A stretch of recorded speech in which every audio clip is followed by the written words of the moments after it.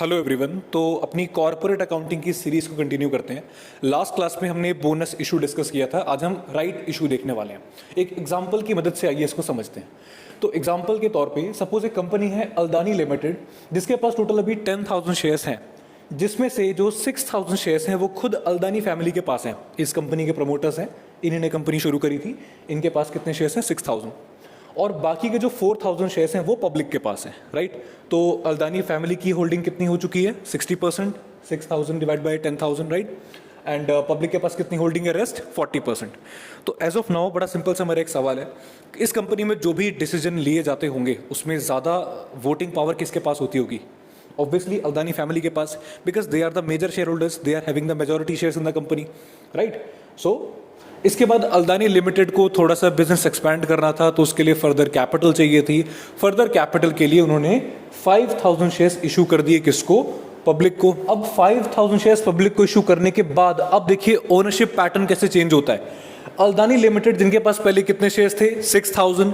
इस 5,000 के इशू के बाद भी उनके पास कितने शेयर्स होंगे? सर 6,000 ही होंगे, क्योंकि ये जो फ्रेश इशू है ये तो बस पब्लिक को किया गया, राइट। वेयर एज पब्लिक की होल्डिंग पहले 4,000 की थी, जो कि अब 5,000 के इशू के बाद कितनी हो चुकी है? 9,000। अगर आप इसको परसेंटेज में निकालना चाहते हैं तो अल्दानी फैमिली की होल्डिंग कितनी हो जाएगी? 6,000 divided by total number of shares कितने हो गए? पहले 10 थे, 5 और इशू कर दिए, तो 15,000, यानी कि 40% की होल्डिंग। पब्लिक की होल्डिंग की बात करें तो पहले 4,000 थे, 5,000 और पब्लिक के पास आ गए, तो टोटल शेयर्स कितने हो गए? 9,000 डिवाइड बाय टोटल शेयर्स 15,000, 60%। तो आप यहाँ पे देख रहे हैं किस तरीके से वक्त बदल गए हैं, जज्बात बदल गए हैं, है ना। शेयर होल्डिंग पैटर्न बदल चुका है। पहले 60% होल्डिंग अल्दानी फैमिली यानी प्रमोटर्स के पास थी, 40% पब्लिक के पास, और इस फ्रेश इशू के बाद 60% की होल्डिंग पब्लिक के पास आ चुकी है, 40% की होल्डिंग अल्दानी फैमिली के पास है। यहाँ पे आपको नजर आ रहा है कि ज्यादा होल्डिंग किसके पास जा चुकी है? पब्लिक के पास, करेक्ट। तो अगर पब्लिक के हाथ में ज्यादा ओनरशिप जाती है तो उसका क्या इफेक्ट कंपनी के ऊपर पड़ता है, आइए उसको समझते हैं। देखिए, कंपनी के अंदर एक एनुअल जनरल मीटिंग होती है, राइट। उसमें डिसीजंस लिए जाते हैं। जो छोटे मोटे डिसीजंस होते हैं उनके लिए ओआर पास कराया जाता है। ओआर का मतलब होता है ऑर्डिनरी रेजोल्यूशन, जहां पर हमें नॉर्मल मेजॉरिटी चाहिए होती है। जहाँ पे थोड़े बड़े बड़े डिसीजंस लिए जाने होते हैं कि भाई जैसे डायरेक्टर चेंज करना है, नई ब्रांच खोलनी है कि नहीं खोलनी है, ऐसे बड़े बड़े डिसीजंस के लिए स्पेशल रेजोल्यूशन पास कराना पड़ता है, जिसमें 3/4 मेजॉरिटी चाहिए, ठीक है। तो ये जो वोटिंग पावर है ये बहुत बड़ा रोल प्ले करती है इन रेजोल्यूशन को पास करने में। तो जैसा कि अब आप देख पा रहे हैं कि ज़्यादा ओनरशिप किसके पास है? पब्लिक के पास है। तो बड़े बड़े डिसीजंस को ज़्यादा इन्फ्लुएंस कौन करेगा? पब्लिक करेगी, क्योंकि उसके पास ज़्यादा होल्डिंग है, राइट। इस वजह से शायद सही डिसीजंस कंपनी के लिए ना लिए जाएं, क्योंकि पब्लिक तो सिर्फ अपना फायदा चेक करेगी ना।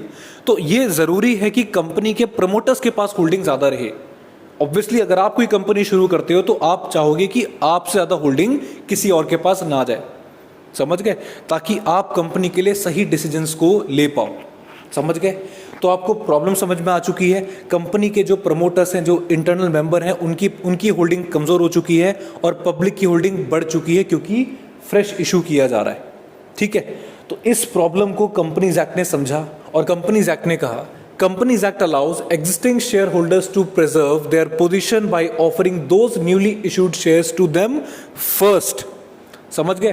तो कंपनीज एक्ट ने अब ऐसा कहा कि जो भी कंपनी फ्रेश इशू करने जा रही है वो पहले एग्जिस्टिंग शेयर होल्डर्स को भी शेयर इशू कर सकती है, समझ गए बात को। जैसे पहले कंपनी ने शेयर सीधे किसे इशू करे थे? पब्लिक को इशू करे थे, लेकिन अब वो पब्लिक को शेयर सीधे इशू करने से पहले जो एग्जिस्टिंग शेयर होल्डर्स हैं उनको भी एक बार ऑफर कर सकती है। भाई कंपनी को किससे मतलब है? पैसे से मतलब है ना। तो आप बाहर क्यों जा रहे हो? बाहर क्यों जा रहे हो? हमसे नजर क्यों चला रहे हो, है ना। आप कंपनी के एग्जिस्टिंग लोगों से भी तो पूछो कि क्या उन्हें शेयर्स खरीदने हैं, वो भी तो आपको पैसा दे देंगे, समझ गए बात को। तो यहाँ पे कंपनी अपने एग्जिस्टिंग शेयर होल्डर्स को ही शेयर इशू कर रही है। बोनस के अंदर भी सेम ही था, लेकिन बोनस फ्री ऑफ कॉस्ट था और राइट इशू कंसेशनल रेट्स पर होता है, ठीक है, बहुत नॉमिनल प्राइस पे होता है। डेफिनेशन देखते हैं राइट इशू की। Issue of right to the company's existing share holders that entitles them to buy additional shares directly from the company, ठीक है, सेल्फ एक्सप्लेनेटरी। ये मैंने आपको बता दिया कि राइट इशू कंसेशनल रेट्स पर किया जाता है, ये फ्री नहीं होता, अनलाइक बोनस। अंडरस्टूड? आगे बढ़ते हैं।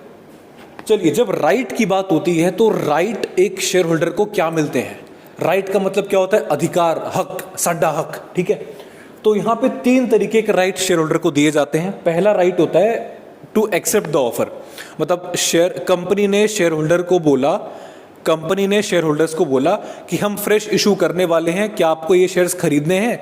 तो आपके पास ये राइट है कि आप उसको एक्सेप्ट कर सकते हो। तो अगर आपने कहा हाँ मुझे खरीदने हैं, तो you can accept the offer, ठीक है, आपने एक्सेप्ट कर लिया है।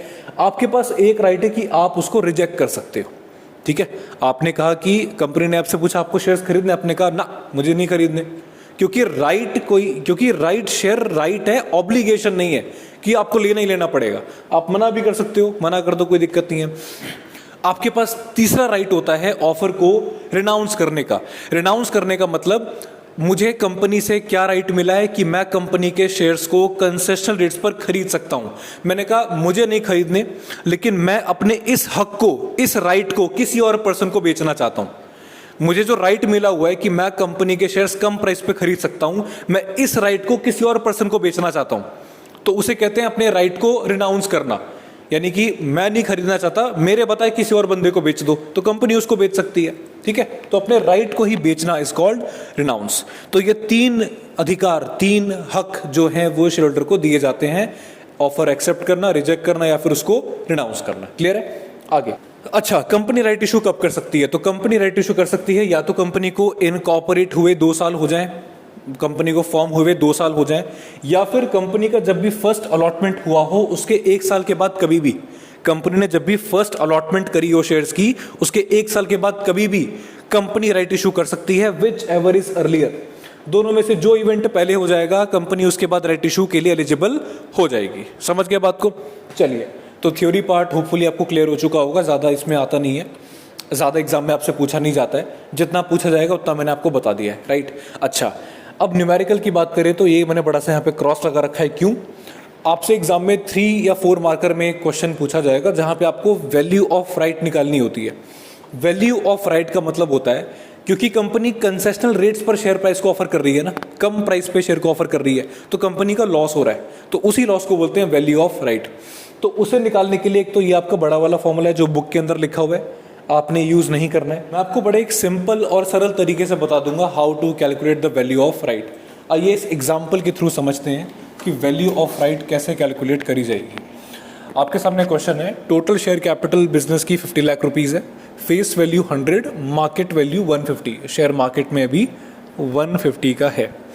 Case number 1, 5 new shares offer किए जा रहे हैं फॉर 5 ओल्ड शेयर्स एट ₹100। 5 नए राइट शेयर मिलेंगे 5 पुराने शेयर्स के बदले में एट ₹100। 100 का यहाँ पे क्या मतलब है? This is the offer price, इस प्राइस पर शेयर को ऑफर किया जा रहा है। तो मैंने आपसे कहा था मैं आपको शॉर्टकट तरीके से बताऊंगा, वो फॉर्मूला होता है ये, वैल्यू ऑफ राइट इक्वल्स, आप ये देखिए बेनिफिट शेयर होल्डर को कितने का हुआ, कितने का मिला, benefit divided by old plus new shares, existing plus new shares multiplied by new shares. New से मेरा मतलब है जो राइट शेयर्स हैं वो, ओल्ड से मेरा मतलब है जो एग्जिस्टिंग शेयर्स हैं वो। समझ गए? कंफ्यूजिंग लग रहा है? आइए देखिए मैं आपको फर्स्ट केस करके दिखाता हूँ। फर्स्ट केस में हमें क्या निकालना है? Value of right.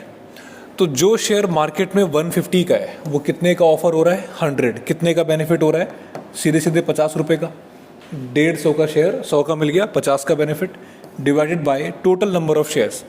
5 नए शेयर मिलेंगे 5 पुराने के बदले में, तो 5 नए 5 पुराने 10 हो गए, मल्टीप्लाइड बाय कितने नए शेयर मिलेंगे? 5 नए, तो इंटू 5।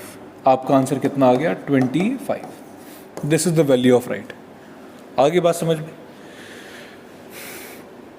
सिंपल है। अब आप सेकंड केस कर लो इसका, जल्दी से वीडियो को पॉज करिए और सेकंड थर्ड केस आपके सामने है, फटाफट से इसका आंसर निकालिए। तो थर्ड केस के लिए वैल्यू ऑफ राइट, बेनिफिट कितने का हुआ? 3 new share for 2 old at 110। 150 का शेयर 110 का ऑफर हो रहा है, मतलब हमको 40 का बेनिफिट हुआ। और 3 नए शेयर मिलेंगे 2 पुराने के बदले में, तो 5 शेयर हो गए, मल्टीप्लाइड बाय कितने नए शेयर मिलेंगे? 3।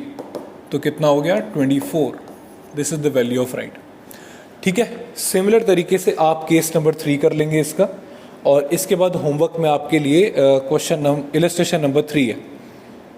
ठीक है, जिसमें 4 केसेस हैं, आपको ये निकालना है। थर्ड मैंने ये आपके लिए करके रखा हुआ है, जहाँ पे हमें 3 नए शेयर ऑफर हो रहे थे।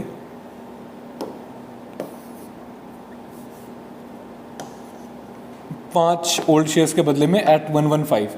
तो 150 का मार्केट प्राइस है, 115 पे ऑफर हुआ, 35 का benefit divide by total number of shares 3 + 5 8 into new shares 3। तो जो भी आंसर आएगा वो आपका वैल्यू ऑफ राइट कहलाएगा। ठीक है, तो ये हमने एक बड़ा सिंपल सा आसान सा कॉन्सेप्ट ख़त्म किया। अगर आपको स्पीड थोड़ी तेज़ लगी हो तो हाँ थी, क्योंकि ये टॉपिक बहुत इजी था, तो मुझे लगा ये परफेक्ट स्पीड है, आपको ये फटाफट से, तो मुझे लगा कि इसी स्पीड से पढ़ाना चाहिए।